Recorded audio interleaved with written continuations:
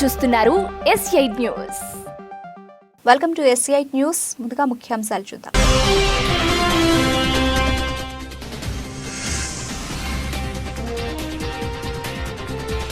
Brazil దేశంలో ఘోర road ప్రమాదం, 25 మంది మృతి.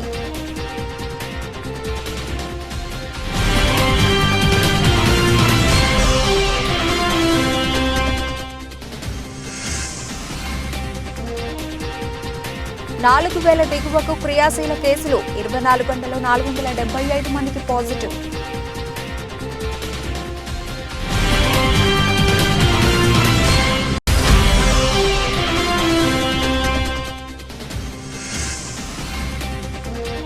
కేంద్ర ఎన్నికల సంఘం అధికారులను కలిసిన చంద్రబాబు, పవన్. ప్రభుత్వ తీరుపై ఫిర్యాదు చేసిన జనసేన, టీడీపీ అధినేతలు.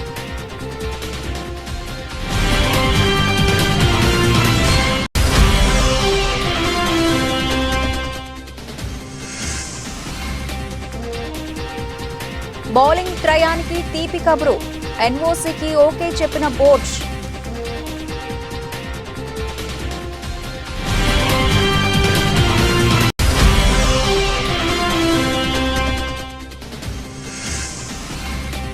ఫిబ్రవరిలో విజయ్ రష్మిక నిశ్చితార్థం, ఫుల్ క్లారిటీ ఇచ్చిన రౌడీ స్టార్.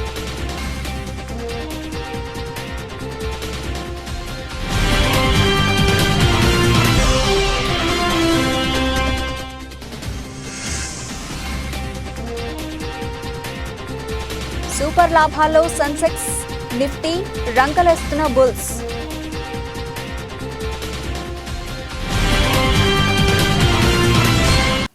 రైట్, డీటెయిల్స్ చూస్తే బ్రెజిల్ దేశంలో ఘోర రోడ్డు ప్రమాదం జరిగింది. బ్రెజిల్లో టూరిస్టు బస్సు ట్రక్కును ఢీకొనడంతో 25 మంది మృతి చెందారు. బ్రెజిల్లోని ఈశాన్య రాష్ట్రమైన బహియాలో తీర ప్రాంత పర్యటన నుంచి పర్యాటకులను తీసుకువెళుతున్న మినీ బస్సు ట్రక్కును ఢీకొనడంతో 25 మంది మరణించారు. ఈ ప్రమాదంలో మరో 6 గాయపడినట్లు స్థానిక అధికారులు తెలిపారు.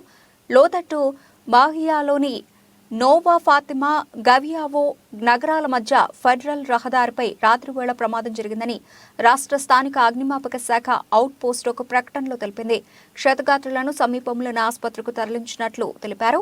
చాలా మంది బాధితులు మినీ బస్సులో ఉన్నారని, ప్రమాదానికి గల కారణాలపై దర్యాప్తు జరుగుతోందని మహియా సివిల్ పోలీసులు తెలిపారు.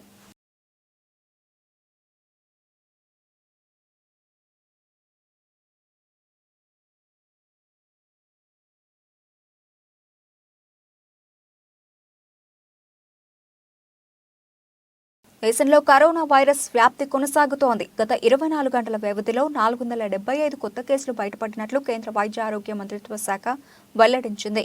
అత్యధికంగా కర్ణాటకలో 279 కేసులు వెలుగు చూసినట్లు పేర్కొంది. మహారాష్ట్రలో 61, కేరళలో 54 కేసులు బయటపడినట్లు తెలిపింది. మరోవైపు దేశంలో క్రియాశీల కేసులు 4000 దిగువకు పడిపోయాయి. ప్రస్తుతం దేశంలో 3919 కేసులు యాక్టివ్గా ఉన్నాయి. ఇక నిన్న ఒక్కరోజే 6 మరణాలు నమోదయ్యాయి. కర్ణాటకలో 3, ఛత్తీస్గఢ్లో 2, అస్సాంలో 1 మహమ్మారి కారణంగా ప్రాణాలు కోల్పోయారు. దీంతో కోవిడ్ కారణంగా మరణించిన వారి సంఖ్య 5,33,402కు పెరిగింది. ప్రస్తుతం దేశంలో 0.01% మాత్రమే యాక్టివ్ కేసులు ఉన్నట్లు ఆరోగ్య మంత్రిత్వ శాఖ తెలిపింది. రికవరీ రేటు 98.81%, మరణాల రేటు 1.18% ఉన్నట్లు పేర్కొంది. ఇప్పటి వరకు 220.67 కోట్ల కరోనా వ్యాక్సిన్ డోసులు పంపిణీ చేసినట్లు వెల్లడించింది.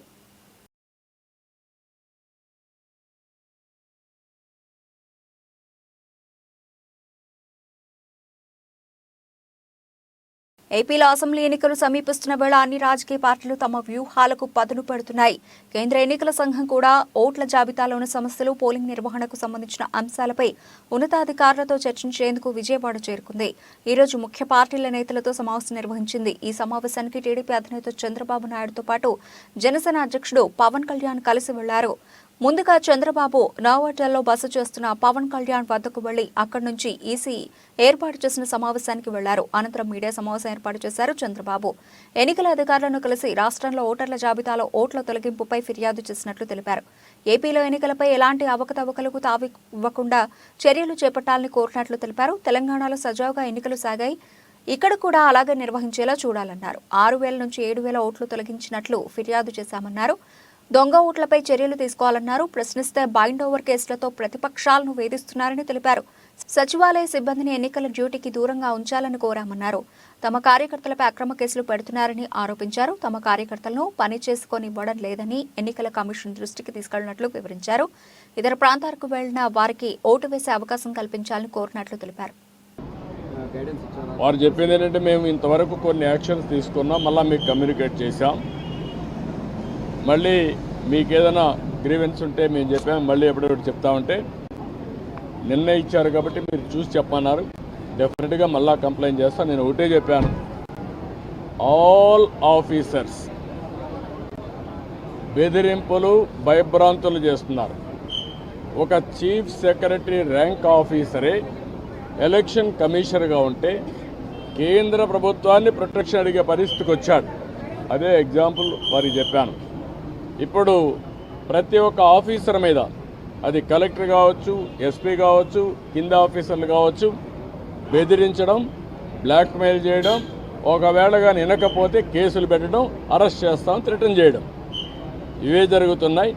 ఇలాంటి జరిగినప్పుడు మీరు ఫర్మ్గా ఉంటే తప్ప ఇక్కడ ఫెయిర్ ఎలక్షన్ జరగవని చాలా స్పష్టంగా చెప్పారు.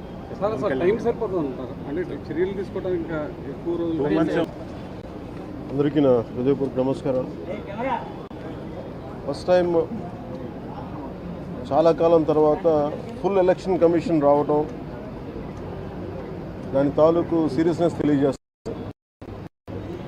ముఖ్యంగా ఆంధ్రప్రదేశ్ ఎన్నికలు చాలా ప్రజాస్వామ్యబద్ధంగా జరగాలి అని కేంద్రం ఎన్నికల సంఘం మన నిర్ణయం తీసుకున్నందువల్లే ఈ రోజున ఫుల్ ఎలక్షన్ కమిషన్ ఆంధ్రప్రదేశ్ విజయవాడలో రావడం జరిగింది. చంద్రబాబు గారు 3 సార్లు ముఖ్యమంత్రిగా పనిచేశారు, ప్రతిపక్ష నాయకులుగా ఉన్నారు. ఆయన సుదీర్ఘమైన అనుభవంలో కూడా నేను ఎన్నిసార్లు ముఖ్యమంత్రిగా ఉన్నప్పుడు కూడా ఎలా జరిగినాయని చాలా బాగా వివరించారు. ఎంత ఫెయిర్ ఎలక్షన్ జరగడానికి ఆయన సాయశక్తులు ఎలా కృషి చేశారో చెప్పారు. జనసేన తరపు అలాగే వైసీపీ ఏమేం చేసింది ఇప్పుడు దాకా, దొంగ ఓట్లు ఎలా రిజిస్టర్ చేశారు. చంద్రగిరి, ఇందాక మీరు చెప్పినట్టు చంద్రగిరిలో దాదాపు 1,00,000 పైచిలకు ఓట్లు, దొంగ ఓట్లు నమోదు చేస్తే దాదాపు దాంట్లో 1/4 ఆల్మోస్ట్ దాన్ని యాక్సెప్ట్ చేశారు. ఇలా ప్రతి చోట, ప్రతి నియోజకవర్గంలో, ప్రతి బూత్లో ఏ స్థాయిలో దొంగ ఓట్లు నమోదవుతున్నాయి, ఎలా తీసేయాలి, వీటి మీద చాలా స్పష్టంగా వివరించారు. జనసేన తరపు నుంచి నేను ప్రత్యేకంగా వివరించింది ఎలక్షన్ కమిషన్కి. Welcome to NK news.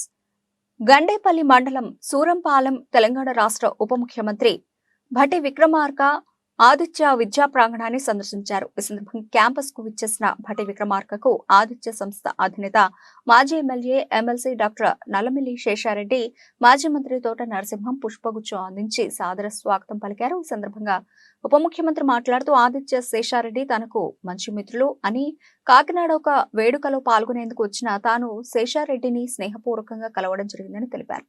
Aditya campus ఎంతో ప్రశాంత వాతావరణంలో ఎంతో అభివృద్ధి చేశారని, త్వరలోనే ఈ క్యాంపస్ యూనివర్సిటీగా అభివృద్ధి చెందాలని మనస్ఫూర్తిగా ఆకాంక్షిస్తున్నారన్నారు.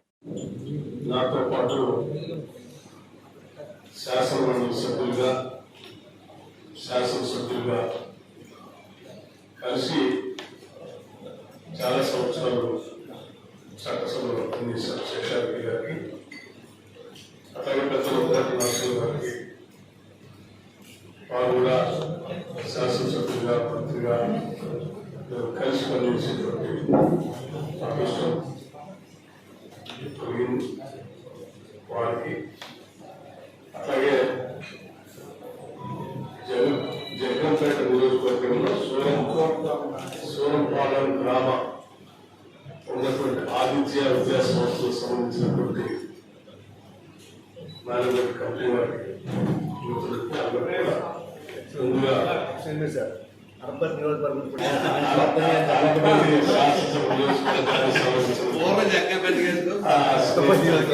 కూడా ముందుగా సంక్రాంతి శుభాకాంక్షలు తెలియజేస్తున్నారు. కొన్ని రాజకీయ శక్తులు వెనుక ఉండి అంగన్వాడీల సమ్మెను నడిపిస్తున్నాయి. యూనియన్ నేతల ఆడియో క్లిప్పింగ్స్ లో ఈ విషయం బయటపడింది. అంగన్వాడీలకు చేయగలిగినంత చేశాం, రాజకీయ అజెండాకి మీరు బలి కావద్దు, ప్రభుత్వం నిజాయితీగా ఉన్న విషయం చెబుతోంది. ఇప్పుడు చేయలేకపోతున్నాం, భవిష్యత్తులో పరిశీలిస్తామని చెప్పాం. ప్రభుత్వ సలహాదారు సజ్జల రామకృష్ణారెడ్డి. ఆడియో మెసేజ్లు కూడా వాళ్ళ గ్రూప్స్లో సర్క్యులేట్ అవుతున్నాయి చూసాం. ఎవరైతే చర్చలకు ఆ రోజు వచ్చారో నాయకులు, అంగన్వాడీ వర్కర్స్ నాయకులు మాతో చర్చలు జరిపారు. వాళ్ళు ఆడియో మెసేజెస్ ఉంటే విన్నాం. అందులో ప్రధానంగా నాకు కనిపించింది రాజకీయ కోణం ఎక్కువ కనిపించింది. ఈ నాయకులు, అంగన్వాడీ వర్కర్స్ నాయకులు వాళ్ళు రాజకీయం చేస్తున్నారని అనట్లేదు, కానీ వెనక ఉండి నడుపుతున్న వారు కానీ, ఏ యూనియన్లు అయితే ఏ పార్టీలకైతే అనుబంధం ఉన్నాయో ఆ పార్టీలు కానీ అవి అయితే రాజకీయపరమైన అజెండాతోనే చేస్తున్నాయనేది ముందు నుంచి తెలిసినప్పటికీ ఈరోజు వీళ్ళ మెసేజ్ల్లో అది బహిర్గతమైంది. దీని రిపర్కషన్స్, ఇవి ఎంతవరకు ఉంటాయనేది ఆలోచించడం కంటే, ఇంతమంది ఉన్నాం కదా, 1,00,000 మందిమి, మనం అనుకున్నది రాకపోతే ప్రభుత్వాన్ని అయినా దించేంతవరకు పోగలం అనే ధీమా ఆ బయట నుంచి ఆర్గనైజ్ చేస్తున్న నాయకులు లేదా పార్టీల నుంచి ఉందని వాళ్ళ మాటల్లోనే వ్యక్తమవుతుంది ఆడియో ఇది వింటే. ఎగ్జాక్ట్లీ మేము ఏదైతే భయపడుతూ వచ్చామో, వాళ్ళను హెచ్చరిస్తూ వచ్చామో అంగన్వాడీ ఉద్యోగులు, అదే ఫైనల్గా జరుగుతుంది. నేను చెప్పదలుచుకున్నది ఒకటే, మేము అంతకుముందు అడ్రస్ చేసిన ఏవైతే సాల్వ్ కాగలిగినవన్నీ చేసుకుంటూ వచ్చాము. ఏదైతే ఇమ్మీడియట్ ఈ టర్మ్లోనే ఇప్పుడు చేయడం కుదరదు కాబట్టి తర్వాత భవిష్యత్తులో దాని గురించి, ఇది ఎన్నికల సమయం, ఎన్నికలు వస్తున్నాయి, అయిపోయాక తర్వాత మాట్లాడదాం, దాని గురించి ఏదైనా సానుకూలంగా చేయడానికి ప్రయత్నం, యాజ్ ఆఫ్ నౌ అయితే చేయలేమని చెప్పారు. అది ఏదో బెదిరించడానికో, వాళ్ళు ఎట్లయితే సమ్మె అనేది బెదిరించడానికి మేము చేయట్లేదు అంటున్నారో నిజంగా చేయట్లేదు కూడా అని ఇన్నాళ్ళు అనుకున్నాం, కానీ ఇప్పుడు చూస్తే అది కనిపిస్తుంది. అలాగే ఇటు ప్రభుత్వం వైపు నుంచి కూడా ఉన్న పరిస్థితిలో ఇంతకంటే ఇప్పుడు పెంచడం కుదరదు, నెక్స్ట్ ఖచ్చితంగా వచ్చే సంవత్సరం దాన్ని తప్పకుండా ఆలోచిస్తామన్నప్పుడు అందులో కూడా అంత నిజాయితీ ఉంది. వాళ్ళ డిమాండ్లో ఎట్లయితే నిజాయితీ ఉందో, లేదా వాళ్ళు రాజకీయాలకు అతీతంగా తమ సమస్యను ప్రభుత్వానికి విన్నవించుకున్నారో, ఇటు ప్రభుత్వం వైపు నుంచి కూడా అదే నిజాయితీతో చెప్పారు. తాండూరు పట్టణంలో ప్రజాభవన్లో ఎమ్మెల్యే మనోహర్ రెడ్డి ప్రత్యేక సమావేశం నిర్వహించి ఆయన మాట్లాడుతూ, సీఎం రేవంత్ రెడ్డి నాయకత్వంలో అధికారంలోకి వచ్చిన కాంగ్రెస్ ప్రభుత్వం మొదటి రోజు 6 గ్యారంటీలపై సంతకాలు, 48 గంటల్లోనే ఆరోగ్యశ్రీ పథకం, మహిళలకు ఉచిత బస్సు ప్రయాణాన్ని అమలు చేసిందన్నారు. ఖచ్చితంగా 100 రోజుల్లో ఇచ్చిన హామీలను అమలు చేసి తీరుతామన్నారు. 30 రోజుల్లోనే కార్యాచరణలు అమలు చేస్తూ ఉంటే బీఆర్ఎస్ పార్టీ కాంగ్రెస్ ప్రభుత్వంపై బురద జల్లే ప్రయత్నం చేస్తోందని విమర్శించారు. తాండూరు మాజీ ఎమ్మెల్యే పైలట్ రోహిత్ రెడ్డి చేసిన వ్యాఖ్యలను ఖండించారు. మనకు అధికారం ఇచ్చినట్లయితే మొట్టమొదటి కాంగ్రెస్ పార్టీకి ప్రజలు ఆశీర్వదించినట్లయితే ఖచ్చితంగా 6 గ్యారెంటీలపైన మొట్టమొదటి సంస్థలు పెడతామని చెప్పి ఉన్నాము. ఈరోజు యావత్ తెలంగాణ ప్రజలందరూ కూడా సోనియా గాంధీ మాటగా నమ్మి, గౌరవ పిసిసి అధ్యక్షుడు ఇప్పుడు ముఖ్యమంత్రి గారి వారి మాట నమ్మి కాంగ్రెస్ పార్టీని ఆదరించి అధికారం ఇచ్చినటువంటి తెలంగాణ ప్రజలకు ఇచ్చిన మాట ప్రకారం ప్రమాణ స్వీకారం చేసిన మొట్టమొదటి రోజే 6 గ్యారెంటీలపైన సంతకం పెట్టి 6 గ్యారెంటీల సంతకం పెట్టడం కాకుండా 48 గంటలనే 2 గ్యారెంటీలను ఇంప్లిమెంట్ చేసి మళ్ళీ ఎప్పటి 2 గ్యారెంటీ ఇంప్లిమెంట్ చేయడమే కాకుండా ఆ రోజు ఏదైతే మహిళా సోదరులకు యావత్ తెలంగాణలో ఉచితంగా రవాణా సౌకర్యం ఇస్తామని చెప్పినాము. ప్రతి కుటుంబానికి ఆరోగ్యశ్రీ 10 లక్షల రూపాయలు ఏదైతే ఇస్తామని చెప్పినామో ఆ 2 కూడా ఇంప్లిమెంట్ చేయడం జరిగింది. అదే కాకుండా మొన్న జరిగినటువంటి 29వ తేదీ నుంచి అధికారులందరూ కూడా ఒక పగడబందిగా చాలా జాగ్రత్తగా 8 రోజులు వాళ్ళ సొంత పని కాబట్టి ఒక కార్యం, వాళ్ళ ఇంట్లో ఒక పెళ్లి జరిగితే ఏ విధంగా అయితే పనిచేస్తారో ఈ 8 రోజులు ప్రజాపాలన కార్యక్రమానికి చాలా అధికారులు చక్కగా పనిచేసి ప్రతి గ్రామంలో మనం ఏదైతే కాంగ్రెస్ అధికారంలోకి వస్తే ఎక్కడ కూడా ఆఫీసులో కూడా చుట్టకుండా తిరగకుండా ఆ గ్రామానికి వెళ్ళి గ్రామసభ ద్వారా ఏదైతే లబ్ధిదారుని సెలక్షన్ చేస్తామని చెప్పిన గ్రామసభ ద్వారా అదే ముఖ్యమంత్రి గారు చెప్పిన మాట ప్రకారం 28వ తారీఖు నుంచి ప్రతి గ్రామంలో మా అధికారులందరూ కూడా మరి తాండూరు నియోజకవర్గంలో ప్రతి ఒక్కరు కూడా చక్కగా పనిచేసి ఈరోజు తిరుపతి జిల్లా చంద్రగిరి టీడీపీ ఎమ్మెల్యే అభ్యర్థి పులివర్తి నాని ఒంటిపై పెట్రోల్ పోసుకుని ఆత్మహత్యయత్నం చేశారు. ఆర్డీఓ కార్యాలయం ఎదుట దొంగ ఓట్లపై ఆయన ఆమరణ నిరాహార దీక్ష చేపట్టారు. పోలీసులు అడ్డుకోవడంతో ఆత్మహత్య యత్నం చేశారు.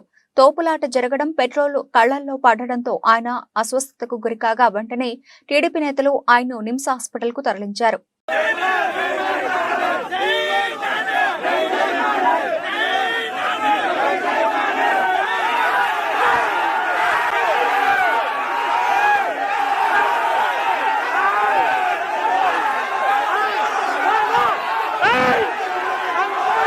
దేవరకద్ర మండలంలోని కోయిల్ సాగర్ ప్రాజెక్టు నుంచి నేడు ఆయకట్టు రైతులకు యాసంగి పంటకు కుడి ఎడమ కాలువల ద్వారా Devarakadra MLA G Madhusudan Reddy, Narayanpet MLA Chittem Parnika Reddy Ganga జలాలకు పూజలు చేసి సాగునీటిని విడుదల చేశారు. ఈ సందర్భంగా ఎమ్మెల్యే జిఎంఆర్ మాట్లాడుతూ కాంగ్రెస్ ప్రభుత్వం రైతుల సంక్షేమమే ధ్యేయంగా పనిచేస్తోందని పేర్కొన్నారు.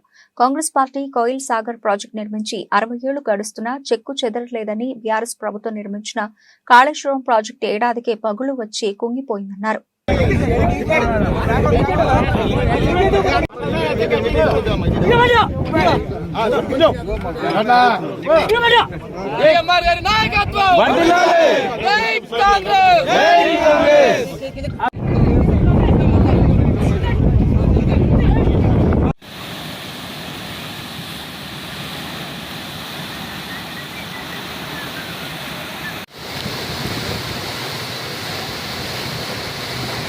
ఈరోజు ఒక శుభదినం.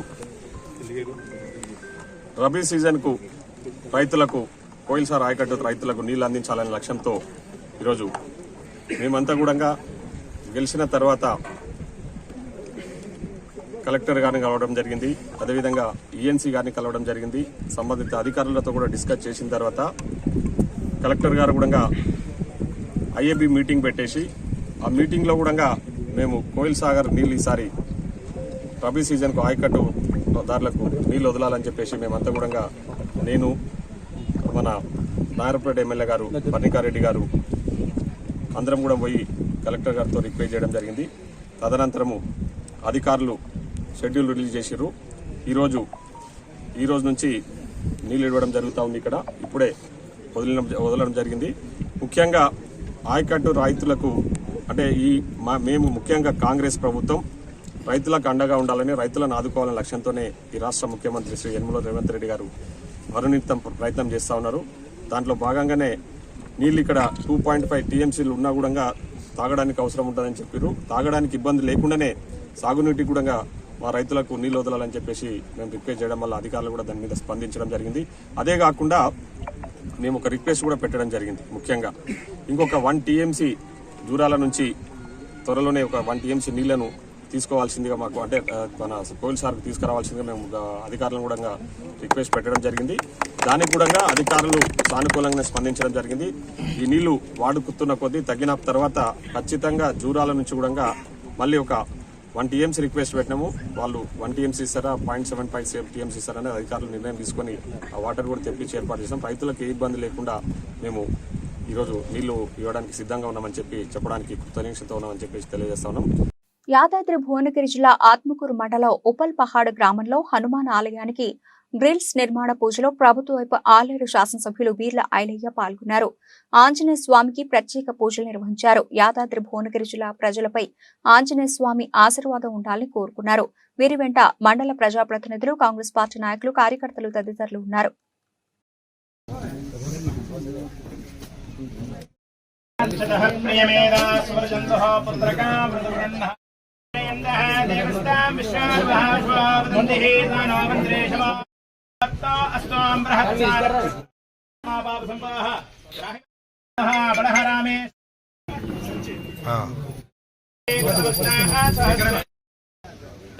ఓకేనా? శతాయ ప్రయశ్చేంద్రియే ఆయుష్యేంద్రియే ప్రతిష్టతే ఆంజనేయ స్వామి దేవత అనుగ్రత. ఒక ఫోటో పైన సైడ్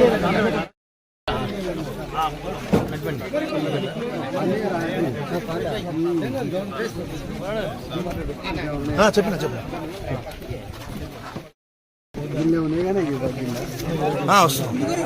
తెలంగాణ రాష్ట్రంలో కాంగ్రెస్ పార్టీ అధికారంలోకి వచ్చి నెల రోజులు గడుస్తున్నా ఇప్పటి వరకు విద్యాశాఖ మంత్రిని నియమించకపోవడం శోచనీయమని ఏబీవీపీ విద్యార్థి సంఘ నాయకులు ఆగ్రహం వ్యక్తం చేశారు. మంగళవారం మహబూబ్ నగర్ జిల్లా కేంద్రంలోని తెలంగాణ చౌరస్తాలో ఏబీవీపీ విద్యార్థి సంఘ ఆధ్వర్యంలో నిరసన కార్యక్రమాన్ని చేపట్టారు. విద్యార్థుల సమస్యలు వెంటనే పరిష్కరించాలని డిమాండ్ చేశారు.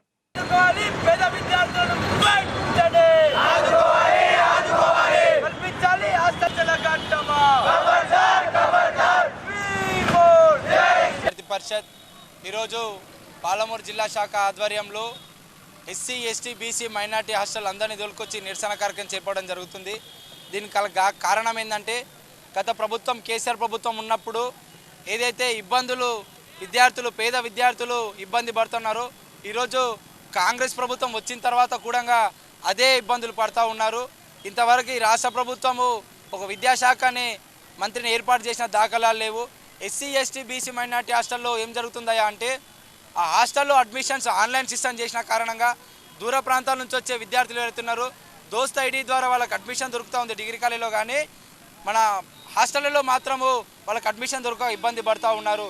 అదేవిధంగా హాస్టల్లో మౌలిక సదుపాయాలు లేకుండా 400 మంది విద్యార్థులు ఉన్నటువంటి హాస్టల్లో కేవలం 6 బాత్రూమ్లు ఉన్న కారణంగా తెల్లవారుజామున 5 గంటల నుంచి ఉదయం కాలేజ్కి పోయే టైం వరకు కూడా వాళ్ళ లైన్లో నిలవాల్సిన దుస్థితి ఈరోజు తెలంగాణ రాష్ట్రంలో నెలకొండా ఉంది. అదేవిధంగా ఈ దూర ప్రాంతాల నుంచి వచ్చే విద్యార్థులు ఎవరైతే ఉన్నారో ఈ ఆన్లైన్ సిస్టమ్, ముఖ్యంగా ఆన్లైన్ సిస్టమ్ చేయడం కారణంగా వాళ్ళకి అడ్మిషన్స్ దొరకక, హాస్టల్లో అడ్మిషన్ దొరకక ఈరోజు బస్ స్టాండ్లలో, ప్రైవేట్ హాస్టళ్లలో, రైల్వే స్టేషన్లో పడుకోవాల్సిన పరిస్థితి ఈరోజు తెలంగాణ రాష్ట్రం నెలకొంటా ఉంది. ఈ సందర్భంగా రాష్ట్ర ప్రభుత్వం ఒకటే హెచ్చరిస్తూ ఉన్నాము, వీళ్ళు వీలైనంత తొందరగా విద్యాశాఖ మంత్రిని ఏర్పాటు చేయండి. అదేవిధంగా హాస్టల్లో మౌలిక సదుపాయాలు కల్పించాల్సిందిగా కోరుతా ఉన్నాను. నా పేరు సతీష్, ఏబీపీ పాలమూరు జిల్లా. పట్టణ శివార్లోని హెచ్పీ పెట్రోల్ బంక్ సమీపంలో జాతీయ రహదారిపై ఆయిల్ ట్యాంకర్ బోల్తా పడింది. హైదరాబాద్ గట్కేసర్ నుండి Raghavapeta Sri Rajarajeshwara oil filling station కి వెళుతున్న ఆయిల్ ట్యాంకర్ అదుపు తప్పి మెట్పల్లి పట్టణ శివార్లోని హెచ్పీ పెట్రోల్ బంక్ సమీపంలో జాతీయ రహదారిపై ఆయిల్ ట్యాంకర్ బోల్తా పడింది. ఘటనా స్థలానికి చేరుకున్న ఫైర్ సిబ్బంది 2 ఫైర్ ఇంజన్లతో మంటలను ఆర్పే ప్రయత్నం చేస్తున్నారు. అక్కడ ఉన్న విద్యుత్ తీగలకు మంటలు అంటుకోవడంతో విద్యుత్ సరఫరా నిలిచిపోయింది. ప్రమాద స్థలానికి చేరుకున్న పోలీసులు ప్రమాద ఘటనపై ఆరా తీస్తున్నారు.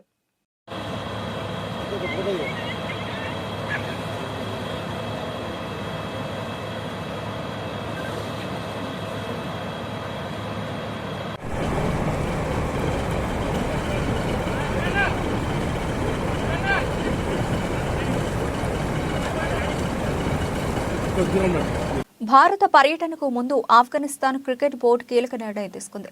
స్టార్ బౌలర్లు ముజీబ్ ఉర్ రహమాన్, ఫజల్ హక్, ఫారూఖీ, నవీన్ ఉల్ హక్లపై విధించిన ఆంక్షలను ఎత్తేసింది. ఐపీఎల్తో పాటు T20 లీగ్స్లో ఆడేందుకు ఈ ముగ్గురికి ఎన్ఓసీ ఇచ్చేందుకు అంగీకరించింది. అంతేకాదు సెంట్రల్ కాంట్రాక్ట్ కూడా కట్టబెట్టేందుకు సిద్ధమైంది. అయితే దేశానికి తొలి ప్రాధాన్యం ఇవ్వాలని, ఆఫ్ఘన్ క్రికెట్ అవసరాలకు కట్టుబడి ఉండాలని ముజీబ్, నవీన్, ఫారూఖీకి తేల్చి చెప్పింది. ఆఫ్ఘనిస్తాన్ జట్టులో కీలకమైన ముజీబ్, నవీన్, ఫారూఖీలు నిరుడు తమకు సెంట్రల్ కాంట్రాక్ట్ వద్దని బోర్డుకు తెలిపారు. దాంతో ఈ ముగ్గురికి దేశం కంటే వ్యక్తిగత ప్రయోజనాలే ముఖ్యమైనందున ఐపీఎల్తో పాటు ఇతర ఫ్రాంచైజీ లీగ్స్ లో ఆడకుండా వీళ్లపై బోర్డు 2 ఏళ్ల పాటు నిషేధం విధించింది. గతంలో ఈ ముగ్గురికి ఇచ్చిన ఎన్ఓసీని ఏసీబీకి చెందిన ప్రత్యేక కమిటీ రద్దు చేసింది.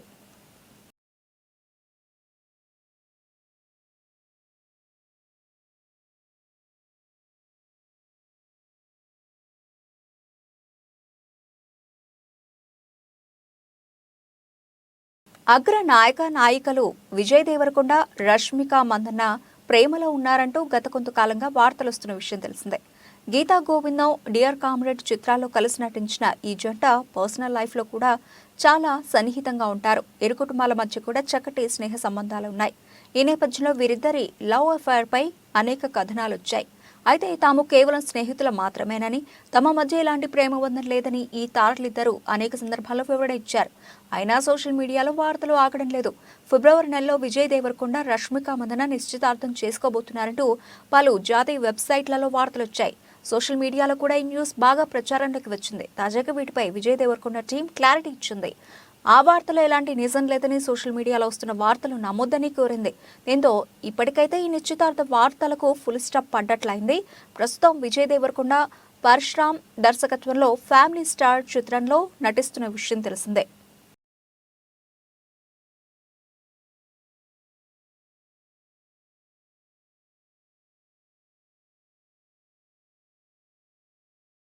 దేశీయ స్టాక్ మార్కెట్లు నిన్న నష్టాలతో ముగిసిన సంగతి తెలిసిందే. అయితే నేడు బుల్స్ తిరిగి జోరులోకి రావడంతో ఉదయం ప్రారంభం నుంచి మార్కెట్లు ఎగిసిపడుతున్నాయి.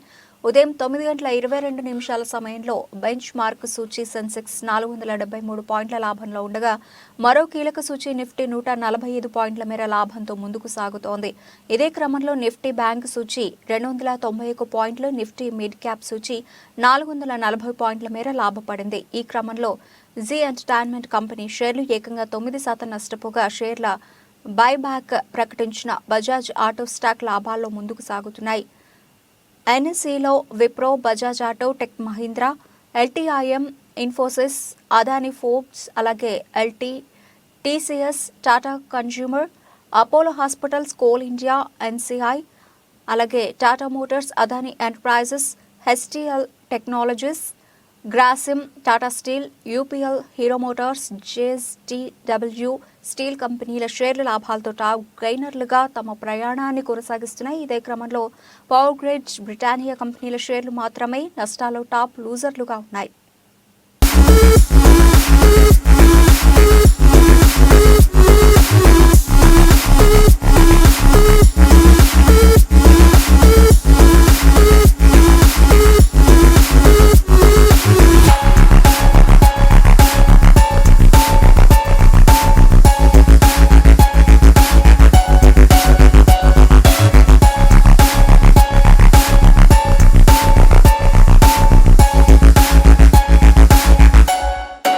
బులెటిన్ ముగించే ముందు హెడ్లైన్స్ మరోసారి.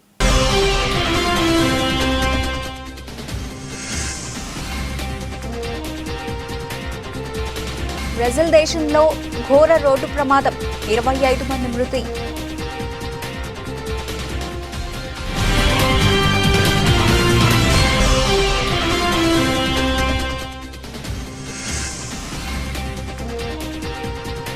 నాలుగు 4,000 దిగువకు క్రియాశీల కేసులు, 24 గంటల్లో 475 మందికి పాజిటివ్.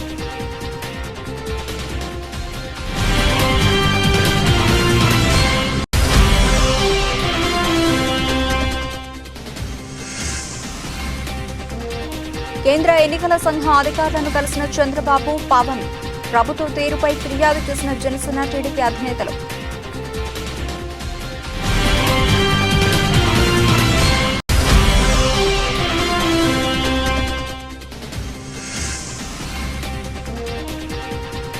బౌలింగ్ త్రయానికి తీపి కబురు, ఎన్ఓసీకి ఓకే చెప్పిన బోర్డ్.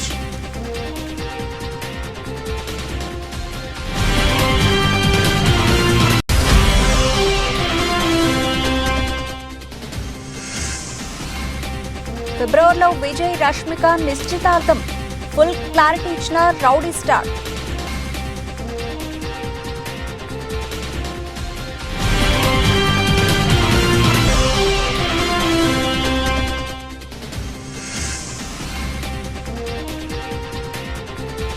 సూపర్ లాభాల్లో సెన్సెక్స్, నిఫ్టీ రంకలేస్తున్న బుల్స్.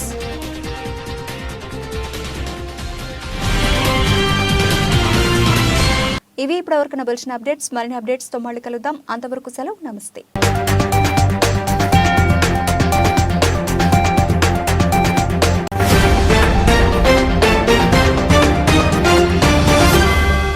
మీరు చూస్తున్నారు S8 న్యూస్.